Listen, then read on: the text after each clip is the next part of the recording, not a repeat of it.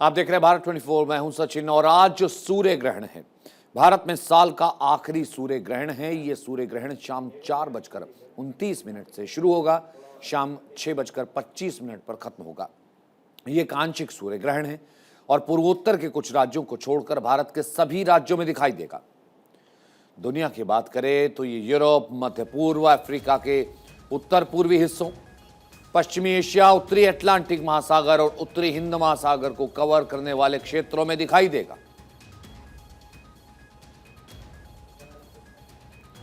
तो सूर्य ग्रहण किस वक्त होगा और सूतक काल कब से कब तक होगा, हम आपको बताते हैं। 25 अक्टूबर को शाम 4:29 से 5:42 तक सूर्य ग्रहण होगा। 12 घंटे पहले ग्रहण से सूतक काल शुरू हो जाता है, यानी सुबह 4:29 से ही सूतक काल शुरू हो गया है। सूतक काल में मंदिरों के कपाट और सेवा बंद कर दी जाती है।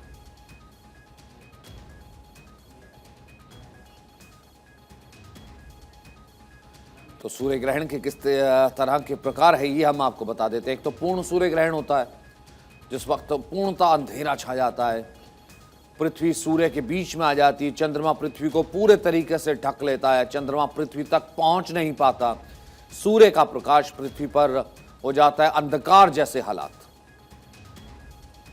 वही आंशिक सूर्य ग्रहण होता है जो कि इस बार है। पृथ्वी सूर्य के बीच आंशिक रूप से आ जाता है चंद्रमा। सूर्य का कुछ ही भाग पृथ्वी से दिखाई नहीं देता, यानी सूर्य के कुछ भाग को ही ढकता है चंद्रमा। सूर्य का कुछ भाग ग्रहण ग्रास में समा जाता है, जबकि कुछ भाग ग्रहण से अप्रभावित रहता है। वही वलयाकार सूर्य ग्रहण भी एक है। पृथ्वी से दूर रहते हुए पृथ्वी सूर्य के बीच चंद्रमा आ जाता है। सूर्य का केवल मध्य भाग ही छाया क्षेत्र में आता है। चंद्रमा द्वारा सूर्य पूरी तरह ढका दिखाई नहीं देता। सूर्य का बाहरी क्षेत्र प्रकाशित होने पर दिखता है वलयाकार। अब ग्रहण कब कब होता है, कैसे कैसे होता है ये भी बताते हैं। 18 वर्ष 18 दिन में होते हैं 41 सूर्य ग्रहण और 29 चंद्र ग्रहण। एक वर्ष में 5 सूर्य ग्रहण और 2 चंद्र ग्रहण तक हो सकते हैं। हालांकि 4 से ज्यादा ग्रहण बहुत ही कम देखने को मिलते हैं। एक साल में 2 सूर्य ग्रहण तो होने ही चाहिए। यदि किसी वर्ष में 2 ही ग्रहण हुए तो दोनों ही सूर्य ग्रहण होंगे। 3 चंद्र ग्रहण पर 4 सूर्य ग्रहण का अनुपात होता है।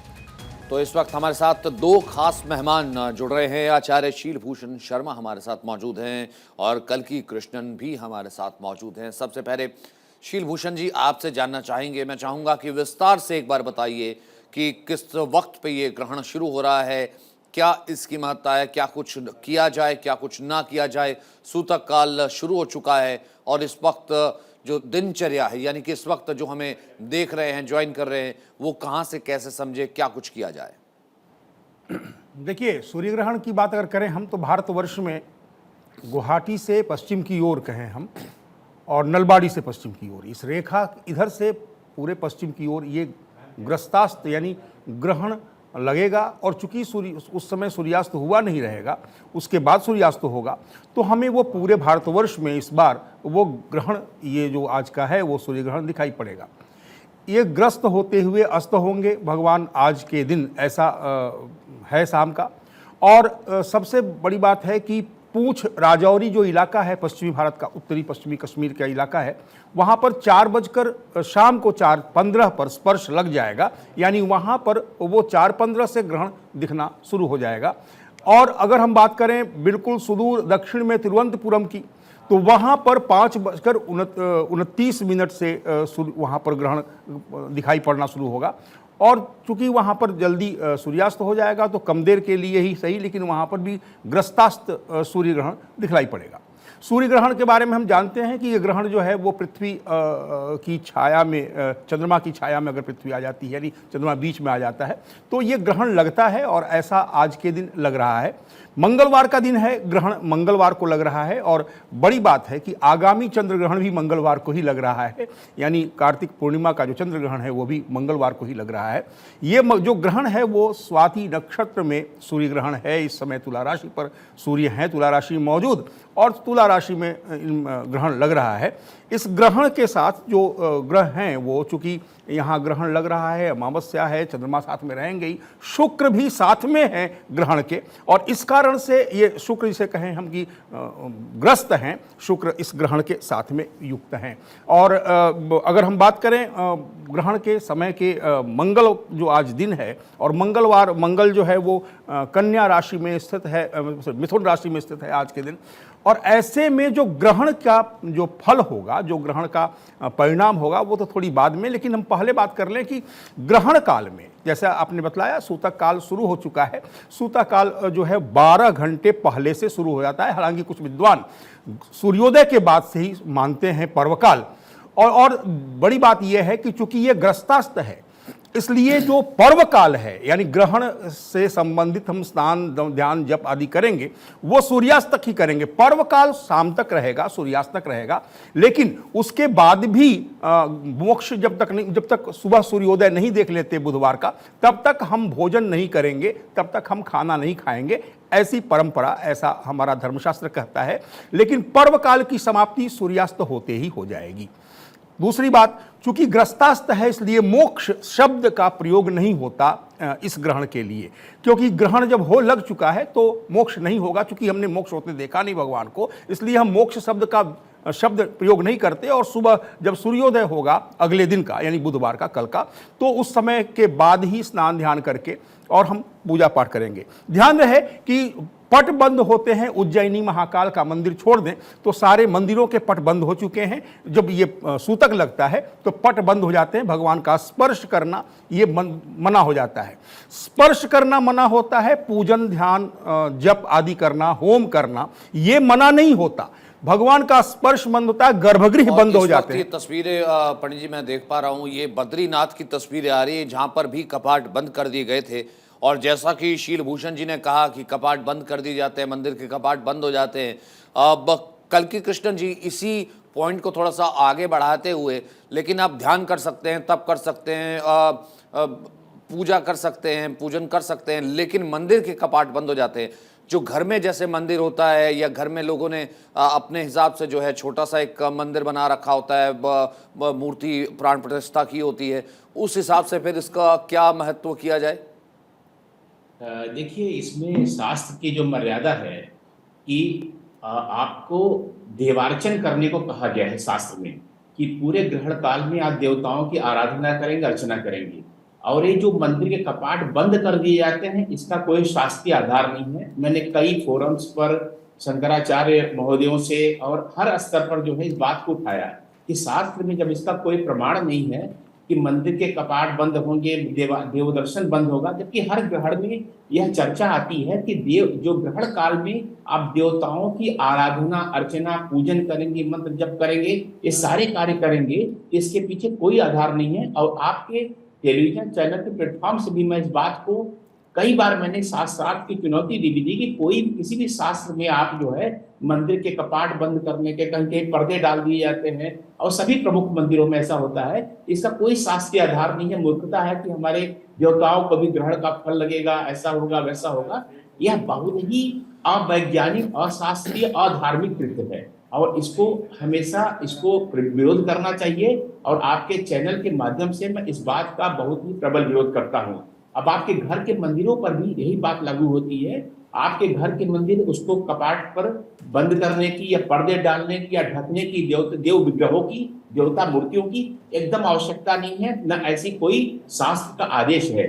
बल्कि उस समय आपको देव मूर्तियों के सामने बैठ करके आपको अपने बीज मंत्र का या गुरु मंत्र कोई हो, या सामान्य बहुत सारे जो मंत्र हैं, बहुत लोकप्रिय है, महामृत्युंजय मंत्र है, या देवी का जो है नवाड मंत्र है, इस तरह के बहुत सारे मंत्र हैं। ओम नमः शिवाय ही पढ़ सकते हैं। जो भी आपको अगर आप कृष्ण भक्त हैं तो हरे राम हरे कृष्णा जप कर सकते हैं। उसका मैंने प्रायोगिक रूप से देखा है कि बहुत ज्यादा लाभ होता है। वही मंत्र जब जो आप ग्रहण काल के अतिरिक्त आप पढ़ते हैं और ग्रहण काल में पढ़ते हैं, उन्हीं मंत्र के मेरे पास मैंने वैज्ञानिक विश्लेषण करके ऑरा स्कैनर मेरे पास इंस्ट्रूमेंट्स हैं जिससे हम ऑरा को देखते हैं। तो वही मंत्र जब आप ग्रहण काल के पहले या बाद में किसी और दिन कर रहे हैं तो उसका 10 से 20 गुना प्रभाव जो है उसमें पड़ जाता है। मेरा इंस्ट्रूमेंट एकदम दिखाने लगता है कि कितना ज्यादा आपका आभा मंडल या ऑरा या शरीर का जो विकिरण जो इलेक्ट्रोमैग्नेटिक क्षेत्र है वो ग्रहण काल में बहुत ज्यादा बढ़ने लगता है। तो यह बात मैं बार बार जोड़ देके हर फोरम पे कहा हूँ, शंकराचार्य महोदयों से मिल करके उनसे बात करके कहा हूँ, लेकिन वो कहते कि ऐसी रूढ़ी परंपरा बन गई है कि अब हम उसको खंडन नहीं कर पा रहे हैं सार्वजनिक रूप से आपकी बात से सहमत होते हुए भी। तो घर में जो आपने पूछा, घर में हर व्यक्ति को अपनी पूजा अर्चना कोशिश करनी चाहिए और उसमें जो है कोशिश करे कि आहार ग्रहण न करे, क्योंकि जो इस समय सूर्य ग्रहण के कार्य या चंद्र ग्रहण के समय जो विकिरित होती है ऊर्जा इन खगोलीय पिंडों से, सूर्य चंद्रमा से जो है, क्योंकि जो स्थूल ऊर्जा आनी बंद हो जाती है, सूर्य का प्रकाश आना बंद हो गया तो सूक्ष्म ऊर्जाएं जो है बहुत ज्यादा प्रबल हो जाती हैं। जैसे आपने देखा होगा कोई व्यक्ति अंधा अगर है उसको और इंद्रियां उसकी बहुत प्रबल हो जाती है, उसकी सुनने की क्षमता, उसको सूंघने की क्षमता वो बहुत ज्यादा प्रबल हो जाती है। इसी तरह से ग्रहण काल में जो है सूक्ष्म ऊर्जाएं बहुत ज्यादा प्रबल हो जाती हैं। ये बहुत ज्यादा कहा जाता है कल्कि जी, ये बहुत ज्यादा कहा जाता है कि आप अन्न ग्रहण ना करें, खासतौर से सूतक काल के बाद। ये बहुत ज्यादा, इसे बहुत अहम तरीके से कहा जाता है। तो शीलभूषण जी, ऐसा है क्यों? एक तो जैसे उन्होंने कहा कि खगोलीय जो है ऊर्जा जो है वो नेगेटिव शुरू हो जाती है, या फिर जो है क्योंकि सूर्य का जो प्रकाश है वो आंशिक रूप से आता है, और दूसरा इसमें एक थ्योरी और है, जैसे जैसे हम आगे बढ़ते हैं, डिबेट कई बार आगे बढ़ रही है, तो उसमें कहते हैं कि नहीं, इसमें कई मिथक भी हैं, इसमें कई भ्रांतियां भी है, ऐसा भी है क्या? देखिए, मिथक और भ्रांतियां तो कई बार हमारे अज्ञानता के कारण भी बन जाती हैं। हम अपने मन से कुछ सोच लेते हैं, कुछ ज़्यादा ही, लेकिन उसकी बात अलग है। जहाँ तक हम ज्योतिष शास्त्रीय बात करेंगे तो सूतक लगा हुआ है। सूतक का मतलब होता है, सूतक शब्द बड़ा स्पष्ट है धर्मशास्त्रों में कि सूतक काल में क्या करना। सूतक मतलब घर में किसी का जन्म होता है तब भी, और किसी का वर्धक जिसको बोलते हैं, तो स्पर्श आदि भगवान का, देवताओं का स्पर्श आदि मना हो जाता है।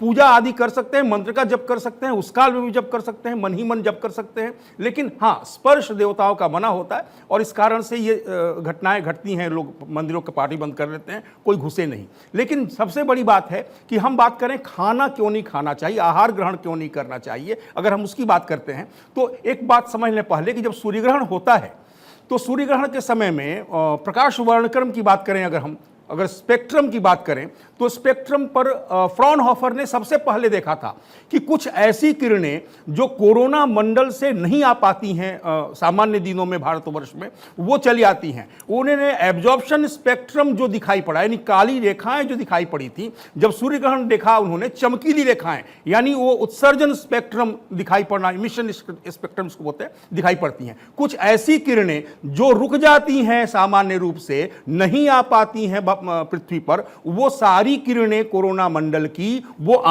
वर्ण मंडल की वो आने लगती हैं कोरोना मंडल से होते हुए। और ऐसे में क्या होता है कि वो जो किरणें दिक्कत कर सकती हैं, तकलीफ दे सकती हैं पृथ्वी के प्राणियों को, वो किरणें आने लगती हैं। किरणों का प्रकाश कम हो जाता है अवश्य सूर्य का, लेकिन कुछ जो ऐसी, जिसको बोले कि अगर स्पेक्ट्रम पर देखें तो ब्लैक लाइंस आ जाते हैं, वो सामान्य रूप से एब्जॉर्प्शन स्पेक्ट्रम में आप दिखाई पड़ता है। लेकिन जब सूर्यग्रहण लगता है तो वही किरणें चमकीली हो जाती हैं, यानी वो किरणें आने लगती हैं जिनका दुष्प्रभाव पड़ता है। और ये बात भारतीय मनीषा ने पहले ही समझ लिया था, और इस कारण से चूंकि ये जो किरणें हैं वो आहार को, खाद्य पदार्थ को दूषित कर सकती हैं, पर्यावरण के लिए, हमारे लिए नुकसानदायक होती हैं सामान्य रूप से, तो उस कालखंड में भोजन आदि बंद कर दिया जाता है, इसलिए कि वो दूषित समय है, समय ठीक नहीं है। कुछ किरणें ऐसी आ रही हैं जिन किरणों को सिर्फ स्पेक्ट्रम पर देखा जा सकता है और ऐसे देखा नहीं जा सकता, तो इस कारण से आहार, इसमें कोई मिथक नहीं है।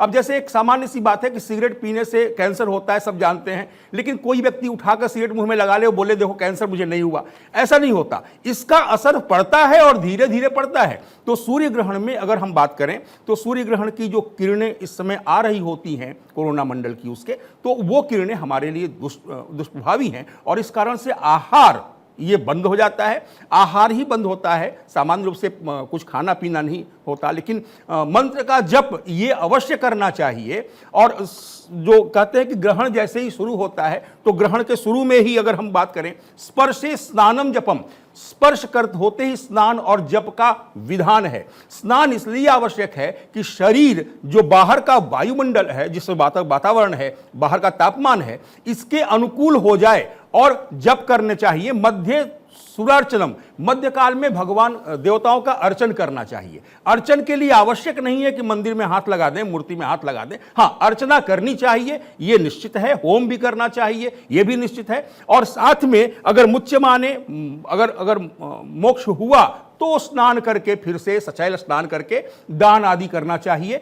दान करना हमारे परंपरा है। स्नान और दान हमारे हर व्रत उत्सवों की स्नान करना और दान करना ये दोनों परंपरा में है, इसलिए स्नान दान करना चाहिए। इसमें कोई मिथक नहीं है, इसमें ये परंपरा भी है, संस्कृति भी है दान करना। लेकिन सबसे बड़ी बात है आहार नहीं लेना, ये बिल्कुल वैज्ञानिक है, इसमें कोई मिथक नहीं है। अब अगर मैं इसको नेगेटिव एनर्जी से ही बात करूं या रेस से ही बात करूं, तो कल्कि जी फिर आहार नहीं लेने के साथ साथ और क्या चीजें हैं जो कि नहीं करनी चाहिए? देखिए, इसमें क्या है ना कि सूक्ष्म ऊर्जाएं जब पूरे वायुमंडल में, पूरे खगोल मंडल में बहुत ज़्यादा व्यापक हो गई हैं, तो उनका लाभ लेने के लिए आपको क्या होता है कि आपने स्थूल जो आपके क्रियाकलाप आपके हैं उनको आप कर दीजिए। जैसे कि आपने महसूस किया होगा कि जब आप बहुत बड़ा पेट भरा हुआ हो, एकदम ठूस के खा लिया हो, तो आप पढ़ेंगे तो आपका दिमाग काम नहीं करेगा, ठीक है ना। आपकी जो मस्तिष्क काम नहीं करेगा अगर आप बहुत ज़्यादा खान पान कर लिया आपने। तो ये क्योंकि आपकी मस्तिष्क का काम, पेट का काम दोनों अलग अलग चीजें। खाना खाना, उसको पचाना एक शरीर का स्थूल कार्य है, मस्तिष्क से सोचना, चिंतन करना और मनन करना वो सूक्ष्म कार्य है। तो इसी तरह से जो है, जब सूर्य कोई भी ग्रहण जब पड़ता है तो जब स्थूल उसकी ऊर्जा नहीं आ रही है, सूक्ष्म ऊर्जा आ रही है, सूक्ष्म ऊर्जा का प्राधान्य है आपके हुई अपने शरीर को, चयापचय प्रणाली को, मेटाबॉलिज्म को सूक्ष्मता के स्तर पर ले जाना चाहिए। और जो भारतीय जो विज्ञान परंपरा का जो विज्ञान है वह हमेशा सूक्ष्मता की बात करता है। इसीलिए व्रत, उपवास, और जो एक जापानी वैज्ञानिक को आप लोग मालूम हो, केवल उपवास पर ही नोबेल प्राइज मिला कि उपवास। और वही वो बता रहे थे जो है, जो भारतीय मनीषा, भारतीय ऋषियों ने ये बहुत हजारों साल पहले से उस बात को जोड़ दे के कह रहे थे। तो इसमें अब इसमें क्या हुआ कि बहुत सारी बातें जुड़ती चली गई कि आप गर्भवती स्त्री हैं तो गर्भवती स्त्री जो है को ऐसे करिए, वैसे करिए, कैंची न चलाइए। उसके पीछे मैंने कई बार शोध किया, हमारे नवीनतम हमारे पास स्टूडेंट्स हैं, उनसे देखा मैंने कि ऐसा क्या होता है। जैसा मैं तर्क से सोचा कि फिर क्या कारण रहा होगा कि गर्भवती स्त्री बाहर निकली, उसका मैं देखा ऑरा में कोई खंडन नहीं हो रहा था। कि वो ऐसा सोचा गया होगा कि अचानक ग्रहण शुरू होगा तो उसके भयोत्पादक उसके मन भावनाएं उसके मन में आएगी, डर जाएगी वह। अब अगर कोई गर्भवती स्त्री डर जाती है अचानक कोई चीज देख करके, क्योंकि ग्रहण, यह बात तो माननी पड़ेगी, ये एक अस्वाभाविक घटना है। प्रति अमावस्या को सूर्यग्रहण नहीं होता है, प्रति पूर्णिमा को जो है चंद्रग्रहण नहीं होता है, अस्वाभाविक घटना है और उसके मन पर भय का सृजन हो सकता है। तो इसलिए गर्भवती स्त्रियों को बाहर निकलने की मनाही की गई। तो बहुत सारी इसमें जो है जोड़ दी गई चीजें, तो उनका जो है खंडन विखंडन करना आवश्यक है कि जो चीजें वैज्ञानिकता की कसौटी पे खरी उतरती हैं उसका अनुपालन करेंगे। जैसे अपनी सूक्ष्म ऊर्जाओं को बढ़ाएंगे, ध्यान करेंगे, मनन करेंगे, चिंतन करेंगे, दिवार्चन करेंगे, मंत्र जप करेंगे।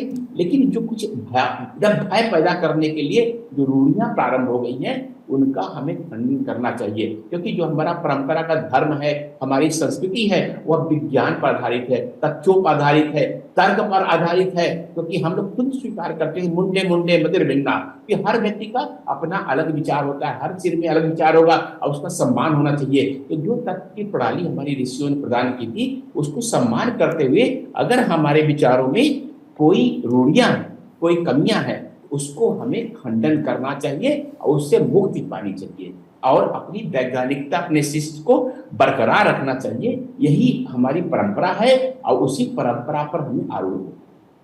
और शील जी, एक और चीज़ है ना, हमने देखा है कि जैसे वेस्ट में कहते हैं कि जैसे पहले कहा गया कि ठीक है, आप ये भारतीय तरीके से, पारंपरिक तरीके से, सनातनी तरीके से या ज्योतिष तरीके से जो है आप तमाम चीज़ें जो हैं उसको वैज्ञानिक तरीके से भी प्रमाणित करने की आप जो है बताते हैं कि इसके पीछे वैज्ञानिक तथ्य हैं। ऐसा नहीं है कि ये अगर खाना नहीं खाना है, तमाम चीज़ें नहीं करनी है, या फिर ध्यान, तप और स्नान का जिक्र किया गया तो वो क्यों किया गया है। हमने देखा है कि सोलर इक्लिप्स और लूनर इक्लिप्स जब भी आता है, अब वेस्ट भी जो है वो भारत की तरफ, वेस्ट भी जो है इस पद्धति की तरफ वैज्ञानिक तरीके से देखने लगा है कि हाँ, इन चीज़ों में दम है।